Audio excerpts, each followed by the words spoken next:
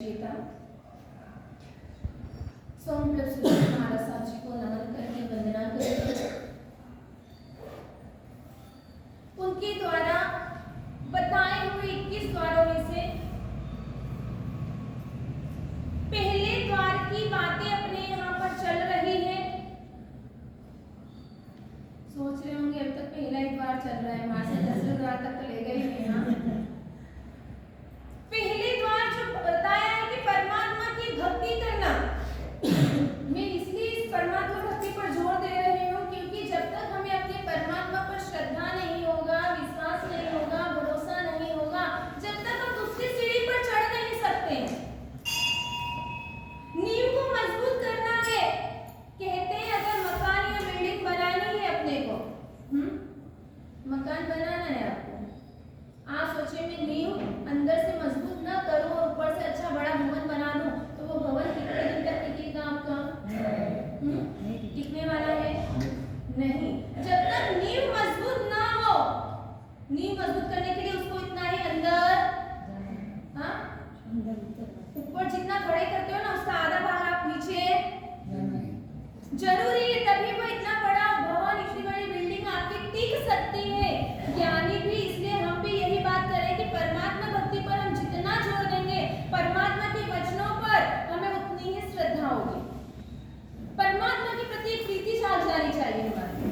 अगर परमात्मा पर प्रीति जाग गई, भरोसा हो गया, आस्था हो गई, श्रद्धा हो गया हमारे जीवन के अंदर, वो अंकुरित हो गया। कहते हैं एक बीज ऐसे ही पड़ा तो कुछ नहीं होने वाला है।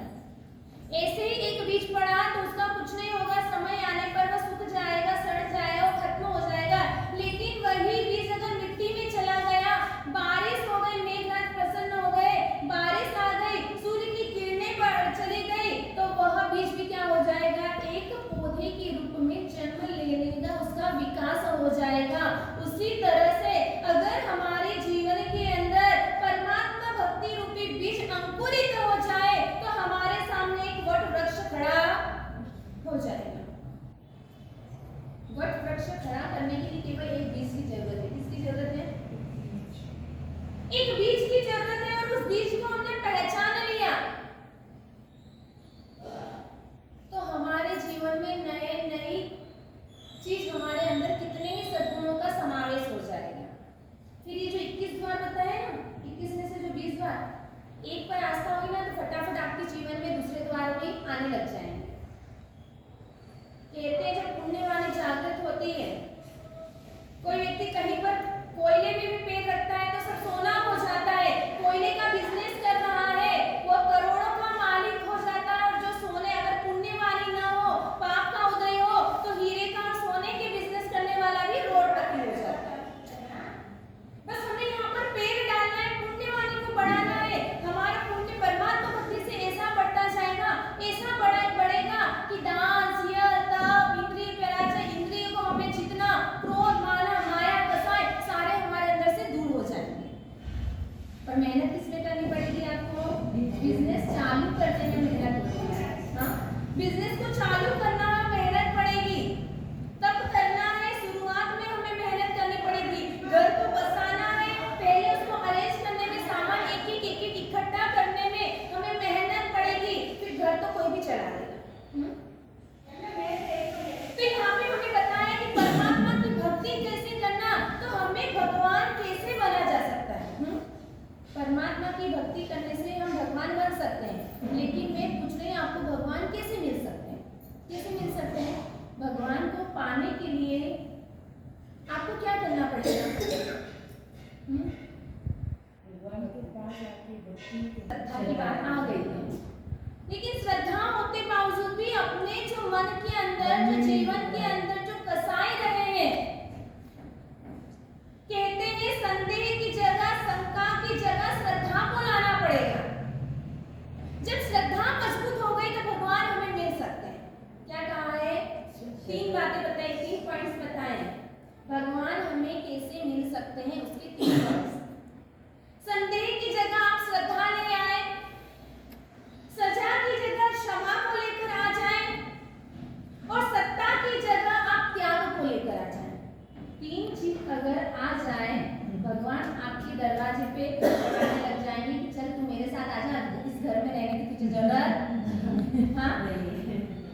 मारामारी किसकी है? इन तीनों चीजों की है दुनिया में। अगर आप रह रहे हैं, किसी से मन मुटाव है आपका, तो इन्हीं 3 कारणों से है। आज पति को पत्नी पर, पत्नी को पति पर, पिता को पुत्र पर, बेटी माता को पुत्री पर, आज किसी को भी किसी के ऊपर विश्वास नहीं है। तो भगवान के ऊपर विश्वास कैसे आ सकता है? जब घर में रहे व्यक्ति के ऊपर भी आपको विश्वास नहीं है, तो परमात्मा पर विश्वास हो ही नहीं सकता है। हो सकता है? कैसे होगा? आपके सामने अगर होता ना, रियल में होता, तो अभी की अभी आप संकेत की प्राप्ति कर लेते। आज हमें उनकी जो बातों पर भी श्रद्धा नहीं है, उनके ऊपर विश्वास नहीं है, संदेह ही हर जगह होता है। मैं कह रही कि परमात्मा ने आज से 2600 वर्ष पहले सब कुछ बता दिया था कि वनस्पति में इतने जीव है, पानी में इतने जीव है, असंख्य जीवों का समूह है, लेकिन हमें उस वक्त इतना विश्वास, और आजकल के साइंटिस्ट पर हमें इतना विश्वास है। ऑनियन के अंदर है, इनके अंदर इतनी जीव की हिंसा है, अनंत जीव रहे हुए हैं, तो कहते हैं हमें तो दिखते नहीं है। कहते हैं हमारे शरीर में जो सामानों का है, चोला मिला है, इसमें आत्मा है, तो अभी हम चल सकते हैं, फिर सकते हैं, सब कुछ कर सकते हैं। बोले हमको तो दिखती ही नहीं है। लेकिन हमें अपनी परमात्मा की बातों पर विश्वास ही नहीं है, और उन्हें कैसे समझाना, उन्हें विश्वास में कैसे लाना, यह भी मुश्किल हो जाता है। एक बच्चे ने टीचर से यही पूछा, टीचर भगवान के बारे में बातें कर रहे थे, एक पाठ पढ़ा रहे थे कि भगवान कैसे है, भगवान हर जगह है, ऐसा है, अपनी आत्मा के अंदर ही परमात्मा का समावेश है, परमात्मा रहे हुए मानव मात्र में परमात्मा है।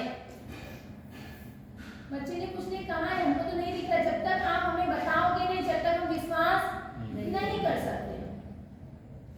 टीचर ने बोला अब इन बच्चों को, ये जो एजुकेट रहते हैं बच्चे, वो ऐसे मानने वाले नहीं है।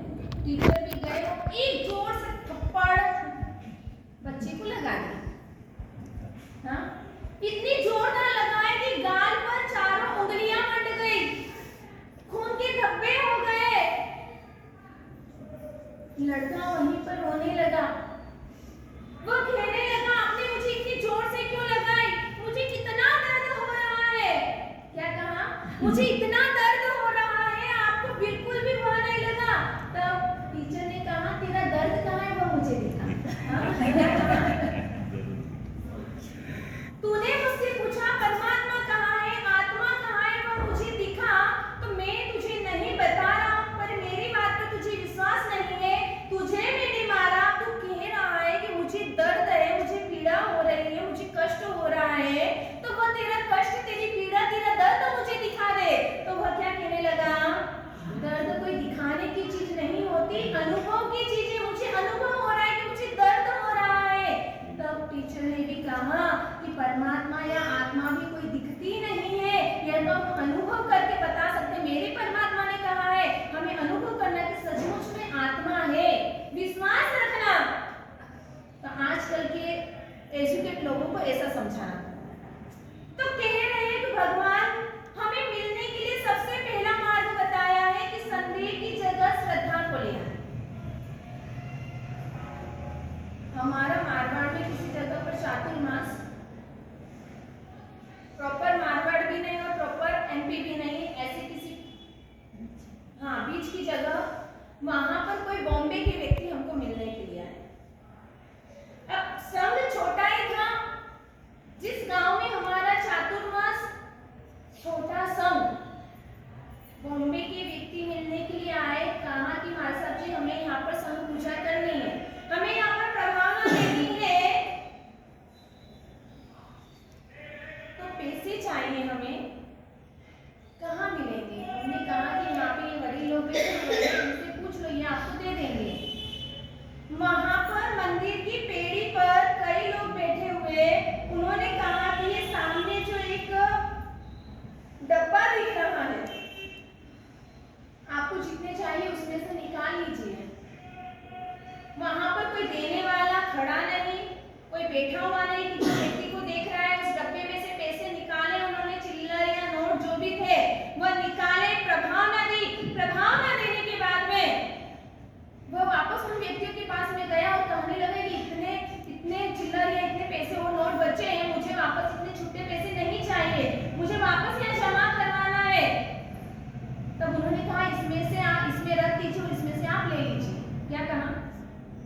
अपने को विश्वास है हमें अपने परिवार पे भी इतना विश्वास नहीं, वह संघ और समाज का काम है वहां पर। और अनजान व्यक्ति, दूसरे क्षेत्र का व्यक्ति आया हुआ है आपके संघ में, कह रहे हैं कि इसमें से निकाले ले लीजिए, कोई गिनना नहीं, कोई कुछ देखना नहीं। आज अगर अपने बड़े भाई के यहाँ, छोटे भाई के यहाँ शादी, बड़े भाई के यहाँ से कोई बर्तन भी लेकर गए हो ना, तो गिन कर देते हैं और गिन के लाते हैं। कभी 2-4 बर्तन कम हो गए तो वहां पर भी अपन क्या कहते हैं कि हमारे यहाँ से आप 5 या 10 या 25 कटोरी लेकर गए थे और 5 कटोरी कम है। होता है या नहीं? एक चम्मच और एक सुई और एक तपेली के लिए लड़ाई हो जाती है। हाँ, वो भी निशान करके देते हैं। हाँ? अरे गई तो कहाँ गई, मेरे ही घर में गई, मेरा ही खाया था, हम साथ में रहे, साथ में खाए, सब एक दूसरों के प्रति इतना था कि अगर पड़ोसी का बच्चा मेरे भाई को कभी किसी ने गाली दे दी या लड़ाई कर ली या एक झापड़ मार दिया तो उसके लिए मैं लड़ने के लिए चला जाता था। और आज वही बड़ा हो गया तो आज अपन दोनों आपस में लड़ रहे हैं। बचपन में थे आप, कभी दोनों भाई भले ही लड़ते होंगे तो 2 मिनट के लिए, 10 मिनट के बाद में वापस एक हो जाते हैं। और पड़ोसी का लड़का अगर किसी ने अपने भाई को मार दिया, कुछ कह दिया तो वो उससे लड़ने के लिए चला जाता है। मेरे भाई को ऐसा क्यों कह दिया? उस टाइम तो बुद्धि नहीं थी, इतनी समझ नहीं थी, और फिर भी हमें अपनत्व बना था। और आज बड़े हो गए तो वो अपनत्व बना, वो प्रेम, वो भरोसा, वो सभी टूट गया है। इसीलिए कहा ये विश्राम स्थल टूट जाने पर वापस बन सकता है। क्या कहा है? विश्राम स्थल टूटने पर वापस बन सकता है, लेकिन विश्वास स्थल अगर टूट गया तो वो वापस उसे जोड़ना बड़ा मुश्किल है।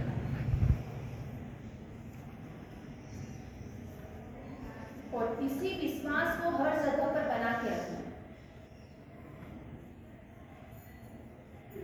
एक बच्चे ने जब अपने पिता के साथ वह जा रहा था और बेटे ने शोरूम देखा गाड़ी का, 4 व्हीलर गाड़ी का शोरूम देखा। बेटे की इच्छा हुई कि पिताजी मुझे 4 व्हीलर गाड़ी चाहिए, मुझे यही गाड़ी चाहिए, इसी कंपनी की चाहिए, कैसी ही चाहिए। पिता ने कह दिया बेटा अगर तू फर्स्ट डिवीजन पास हुआ तो मैं तुझे ये गाड़ी दिला दूंगा। बच्चे ने मेहनत करी, किसके लिए?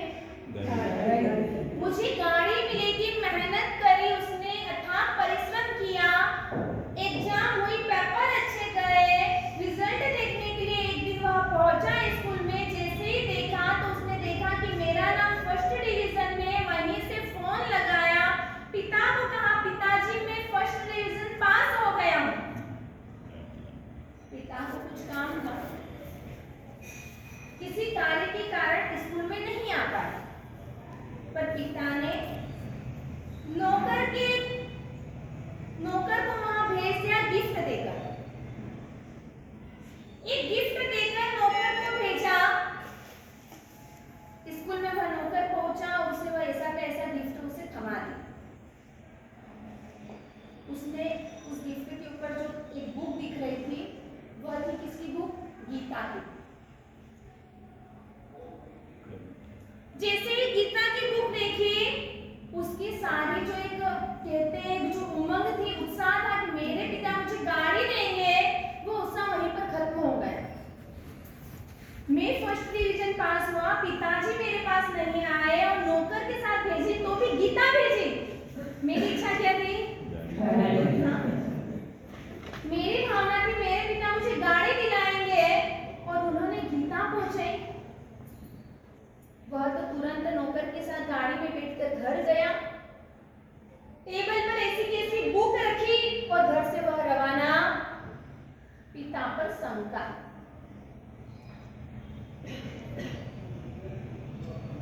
तुरंत घर से निकल गया किसी को बताए बिना।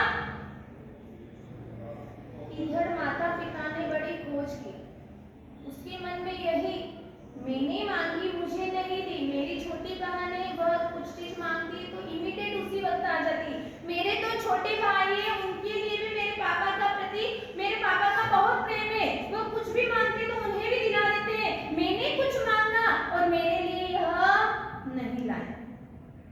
कभी भी घर में अगर आपके 4 बच्चे तो समान भाव ना रखना, किसी से ज्यादा किसी से कम, किसी को ज्यादा डांटना किसी को कम डांटना, यह भाव हमारे अंदर होना नहीं। बचपन से अगर बच्चों के अंदर यह भाव हो गए तो बड़े होने के बाद में भी यही भावना जागृत रहेगी। खुशी से मम्मी को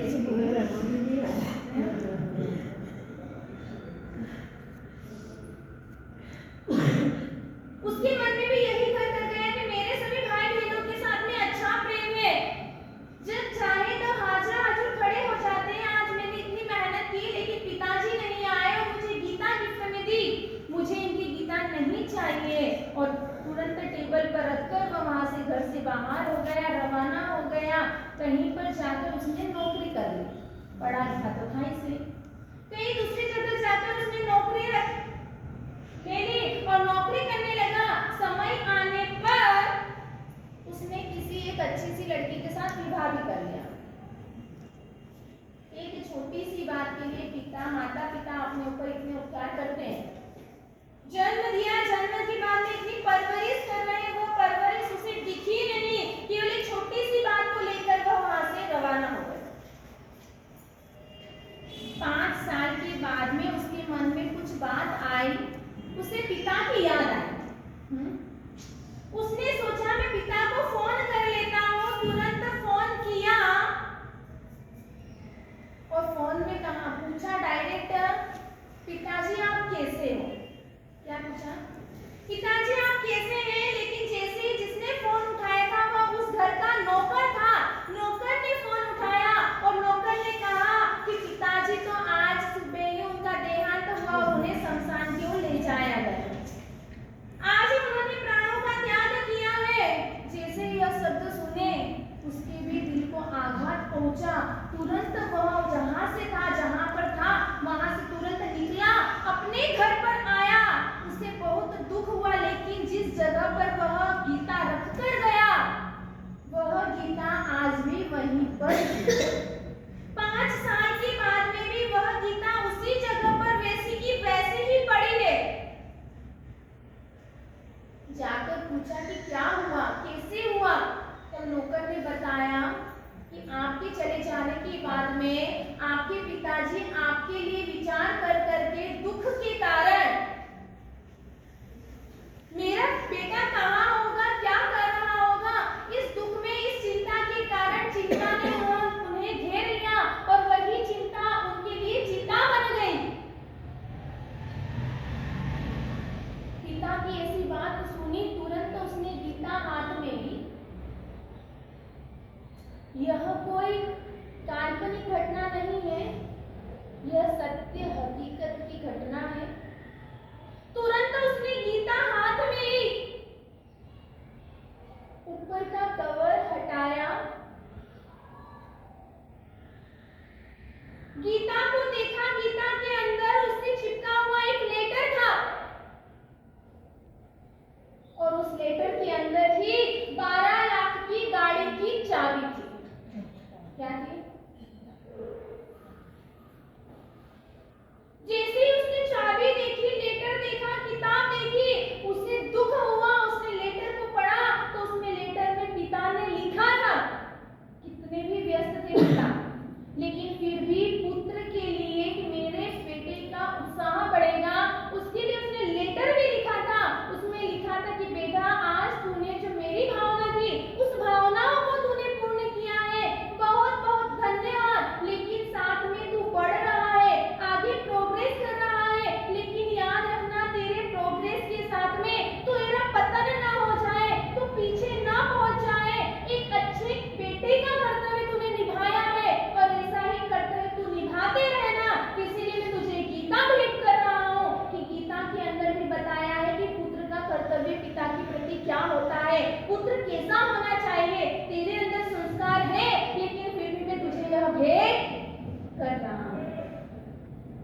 एक छोटी सी शंका, अगर उस दिन वह बेटा उस गीता को खोल के देख लेता तो यह घटना नहीं घटती।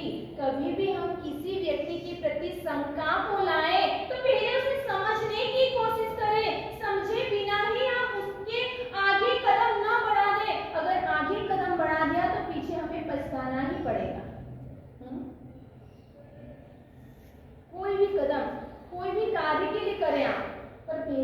अच्छे दिमाग से, ठंडे दिमाग से हम सोच लें, ठंडे दिमाग से सोच लिया तो फिर पछताना नहीं पड़ेगा। कहते हैं चिड़िया चुग गई खेत, फिर कुछ हाथ में अपने आने वाला नहीं है। तो ज्ञानी कह रहे हैं संदेह की जगह आप श्रद्धा ले आए तो भगवान आपके चरणों में कहने का मतलब आपके कदमों कदमों में भगवान आ जाएंगे।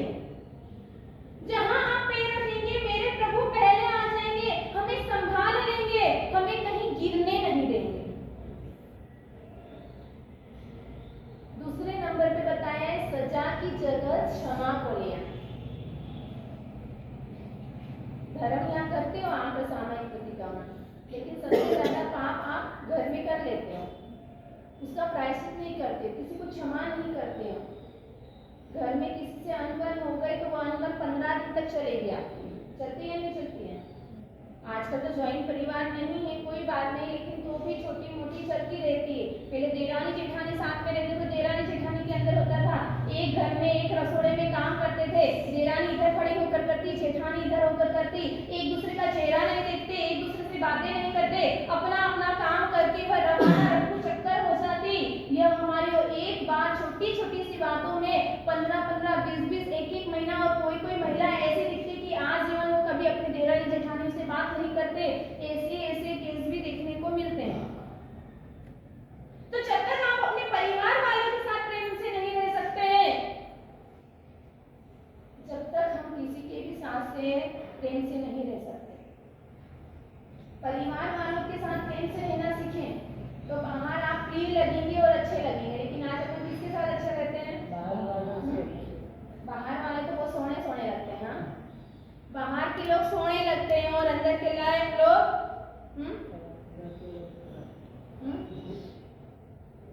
घर का कोई व्यक्ति कभी घर वाले की तारीफ नहीं करने वाला, करता है कोई? मैंने तो आज तक किसी का नहीं सुना है कि घर का व्यक्ति कोई घर वाले की तारीफ कर दे। बाहर के लोगों की तारीफ जरूर करेंगे, लेकिन घर वालों की तारीफ करेंगे ही नहीं। पर घर वाले को भी यही सोचना, कोई बात नहीं, ये तो मेरा सच्चा मित्र है जो मेरे छिलके उतार रहा है, मुझे अच्छा बना रहा है। खंडक मुनि के जीवन में जब वह सेवक आए थे, राज सेवक, कि भगवान आपकी मुनि भगवान गुरु भगवान आपकी खाल उतारी जाएगी, आपके प्राण चले जाएंगे, क्योंकि यह राज सेवक राजा की आज्ञा है। तब खंडक मुनि ने भी क्या कहा था? अगर सच्चा मित्र है, सच्चा सखा है तू, तो वह तू सच्चा सखा मेरा तू ही है, क्योंकि कर्म निष्ठा करने का सुअवसर मुझे मिला है। अगर कोई आपकी बुराई करता हो तो उस वक्त आपको ये नहीं देखना है कि यह मेरी बुराई कर रहा है, उस वक्त आपको यह देखना है अरे यह तो मुझे कर्मों से हल्का कर रहा है। क्या कर रहा है? ऐसे मेरे ऊपर बहुत सारा इतना ज्यादा भार लगा हुआ है कि इस भार को वहन कर करके मैं थक गया हूँ। शरीर का वजन कम होगा लेकिन कर्मों का भार ज्यादा है। उस भार को वहन कर करके थक गए हैं। बिना मेहनत से आपकी ये कर्म की निर्जरा हो रही है। क्या हो रही है?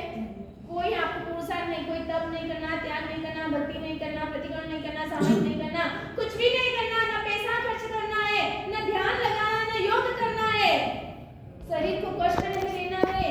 एकदम आराम से आपके कर्म गल रहे हैं, निकल रहे हैं, दूर हो रहे हैं आपसे। ऐसा तो अवसर मिलने वाला है। लेकिन जो अपनी बुराई करता है उसको फिर अपन किन नजरों से देखते हैं? किन नजरों से देखते हैं आप लोग? जिसने मेरी बुराई करी, बाई चांस आपके कान तेज होंगे और आपके कानों ने आपकी बुराई किसी के मुंह से सुन ली, तो फिर तो क्या होगा? फिर हाँ, सामने वाले की बहन कहते हैं इसका जवाब पत्थर से देंगे। ये मेरी बुराई कर रही है, मुझे भी मालूम है ये क्या दूध की धुली हुई नहीं है। क्या कहते हैं? पेश करेंगे। दूसरों की गलती हो गई, अरे गलती इंसानों से होती, उसकी गलती हो, आप ऊपर से और नई गलती क्यों करते? आपको मालूम है वो गलत कर रही है तो आप उसको क्षमा कर दें, आप नई गलती को स्टार्ट कर दें। एक जगह पर बहुत बड़ा बिजनेसमैन, उसका जो मुनीम था, मुनीम की कितने ही दिनों से, कितने ही साल पुराना मुनीम, 30 से 40 साल पुराना मुनीम वही उसी पेड़ी पर काम कर रहा है। उसने एक दिन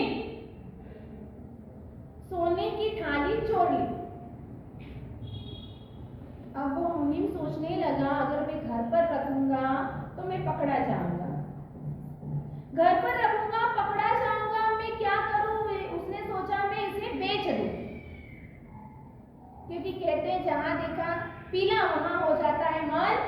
ढीला। इसकी इतनी ताकत है, अपना मन इतना ही जगवा देता है। और तुरंत सोने की थाली ली, घर ले गया। उसने बेचने की तैयारी करती कि किसी दुकान पर जाकर मैं इसे बेच दूं। यकायक हुआ यह, जिस दुकान पर वह बेचने के लिए गया था, जिस दुकान पर वह जिस पेड़ी पर काम करता था, उस सेठ ने उसी दुकान पर वह थाली बनवाई थी। खुद की दुकान की थाली देखी, उसे लगा कि यह थाली तो वह सेठ जी ने मुझसे बनवाई थी, वह लेकर गए थे। जरूर यह जो व्यक्ति आया यह चोरी करके लाया होगा। उसे वहीं बिठा कर रखा। उसने कहा ठीक है, मैं पहले देख लेता हूँ, उसके बाद में आपको जवाब देता हूँ। उसको वहीं पर बिठाया, सूचना कर दी, फोन पुलिस कर के पास में भी पहुंचा दिया, लगवा दिया। और साथ में जिस पेड़ी का जो मालिक था उस मालिक को भी इन्फॉर्म कर दिया। इधर वह मालिक भी आए, पुलिस भी आए, दोनों आए। अब वह व्यक्ति घबरा गया मुनीम जी। वह सोचने लगा अब ये क्या हो गया, इस व्यक्ति ने पुलिस को इन्फॉर्म कर दिया, अब मेरी क्या हालत होगी, मुझे जेल में जाना होगा। आंखों में से बरबस आंसू टपकने लग गए, लाल लाल हो गया, घबराने लगा, चिंतित हो गया, सोचने लगा अब कौन सा नया मार्ग मिले, मैं क्या सोचूं। उसके दिमाग में कुछ आ ही नहीं रहा। जैसे ही पुलिस ने कहा कि यह चोरी का माल है, आप चोरी करके आए हैं, उस दुकानदार ने भी कह दिया कि यह तो इन सेठ जी की है यह थाली। अब वह सेठ जो जिस पेड़ी पर वह काम करता था, वह मालिक कहने लगा, वो मन में सोचने लगा भले ही इस व्यक्ति ने मेरे यहाँ से चोरी करी है, पर अब मेरा कर्तव्य क्या बनता है। क्या सोच रहा हूँ, 30 साल जो इसने ईमानदारी से मेरे यहाँ काम किया, उसका फल मुझे क्या इसको चोरी का इल्जाम देकर इसे जेल भेजूं? ये 30 साल का जो इसने मेरे यहाँ अच्छी ईमानदारी से जो व्यापार किया है, उसका मैं इसे गिफ्ट करूं? मन में क्या भावना है? चोर को चोर न समझ रहे हैं। और उसी वक्त उन्होंने क्या कहा, उस सेठ ने कहा कि अरे यह जो सोने की थाली है, ये इसने चोरी नहीं करी है, यह गुनहगार नहीं है, इसे तो मैंने अपने हाथों से गिफ्ट की है। क्या कहा उसने? इसे मैंने अपने हाथों से गिफ्ट की है। उस वक्त मुन्नी पानी पानी हो गया। वह सोचने लगा मेरा सेठ कैसा है, आज मुझे इस सेठ ने बचा लिया है। अगर ऐसी ही भावना हर मानव के अंदर आ जाए तो सामने वाला व्यक्ति कितना भी क्रूर हो, कितना ही पापी हो, कैसा ही कृतज्ञ हो, वह व्यक्ति समझदार हो जाएगा, श्रद्धावान हो जाएगा, अटूट श्रद्धा से वह काम करेगा, विश्वासघात नहीं करेगा। पर अपने जेब बोलते हैं ना, अपना जेब भी ऐसा ही है, अपने हाथ इतने कट्ठे हैं कि पूछो ही मत। कहते हैं बनियों की क्या होती है? पीठ मजबूत और छाती क्या होती है?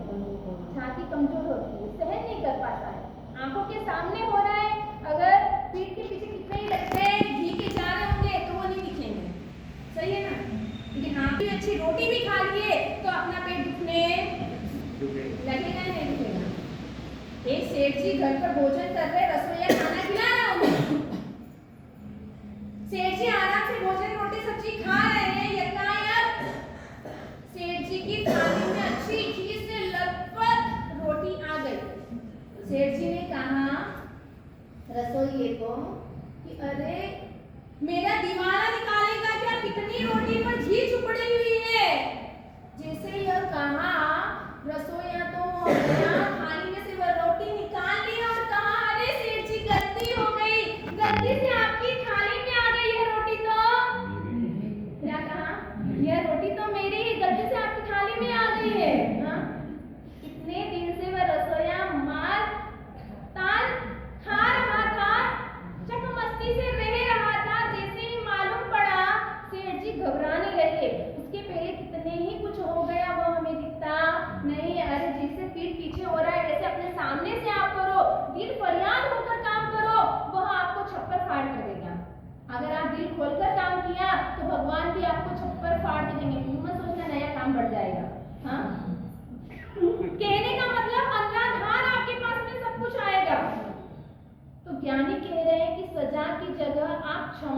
लेकर आ जाए। और तीसरा पॉइंट है अपने यहाँ पर क्या है, सत्ता की जगह आप क्या लेकर आ जाए, त्याग को लेकर आए। सत्ता कहीं पर अपना हक नहीं जताना। मैं घर का वडील, मैं परिवार का वडील, मैं समाज का मुख्य व्यक्ति, मैं ट्रस्टी पद पर मैं हूँ या कौन से भी पद पर हूँ, मुझे अपनी सत्ता का अभिमान नहीं होना। त्याग आगे से लेना, अरे मैंने तो इतने सालों तक सेवा करी है, हाँ मैंने इतने सालों तक समाज की सेवा करी है, अब मुझे नहीं करना। अब आप नए तैयार हो रहे हो, नए युवा जनरेशन आ रहे हैं, उन्हें मैं ला दूं, उनको आगे बढ़ाओ और अपना पद हमें उन्हें देने की चाहना रखना, इच्छा रखना। लेकिन आजकल मेरा पद ले लेंगे तो फिर मेरी पूछेगा कौन, मेरी पूछ नहीं होगी, मेरी परख नहीं होगी। अरे पूछ तो जानवरों की होती है, इंसानों की नहीं होती। हाँ किसकी होती है? इस पूछ के कारण ही हम इधर उधर रहते हैं। भाई करना कुछ नहीं, उस पद पर उस सत्ता पर जाकर हुक्म जमाना है। कोई पीछे वाला व्यक्ति भी करेगा तो उसको भी टांग अड़ाते हैं, करने नहीं देते हैं। चाहे घर में हो, परिवार में हो, समाज में हो, कहीं पर भी हो, भले ही आप वडील हैं, आपसे किसी ने कुछ पूछा या नहीं पूछा, बाद में रिप्लाई में ये नहीं कहना कि मुझे आपने कुछ पूछा नहीं। और ज्यादा ही अगर बहुओं को भी कह देती हूँ, अगर आपकी सासू को ज्यादा है कि मुझे पूछा नहीं, एक बार पूछ लेना। हाँ एक बार पूछ ही लेना, चमेली का तेल लगा देना। हाँ अगर एक बार पूछ लिया तो उनका भी वो सोचेगी ओ मेरी बहू तो सब पूछती है मुझसे। हाँ पूछने में क्या जा रहा है, कोई हम छोटे नहीं हो जाएंगे। आपकी सासू जी को भी सांत्वना रहेगी कि हाँ मुझसे कुछ पूछ कर किया है। हाँ समाज में भी वो चार व्यक्ति को पूछ लेना, अपने को अकेले काम नहीं करना, चार जनों को पूछेंगे, चारों खुश और अपना भी काम हो जाएगा। तो यहाँ पर बताया सत्ता की जगह त्याग को ले आए, सामने से हमें अपना पद दे देना। अगर आप सामने से देने की इच्छा रखेंगे तो सामने वाला चाहेगा नहीं यही व्यक्ति योग्य है, इसको ही मुझे बनाना है। आप छोड़ने की कोशिश करेंगे और आपको बनाने की कोशिश सामने वाला करेगा। तो यह तीन चीजें, संदेह की जगह शंका ले आए, सजा की जगह क्षमा को धारण कर ले और सत्ता की जगह हम त्याग को ले आए, तो हमें भगवान कहते हैं हमारी मुट्ठी में है, हमें भगवान मिल जाएंगे। और भगवान मिल गए तो भगवत्ता हमें प्राप्त करने में देरी नहीं रहेगी। और ऐसी भगवत्ता को प्राप्त करने वाला ऐसा जिन शासन के शास्त्र